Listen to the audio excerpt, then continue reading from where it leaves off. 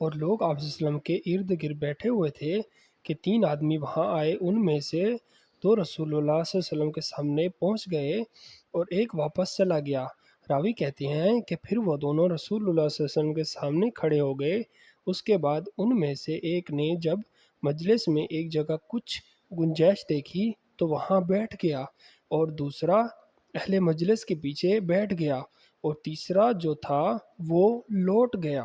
تو جب رسول اللہ صلی اللہ علیہ وسلم اپنی گفتگو سے فارغ ہوئے تو صحابہ رضی اللہ عنہ سے فرمایا کہ کیا میں تمہیں 3 آدمیوں کے بارے میں نہ بتاؤں؟ تو سنو، ان میں سے ایک نے اللہ سے پناہ چاہی، اللہ نے اسے پناہ دی، اور دوسرے کو شام آئی تو اللہ بھی اس سے شرمایا کہ اسے بھی بخش دیا، اور تیسرا شخص نے منہ موڑا تو اللہ نے بھی اس سے منہ موڑ لیا۔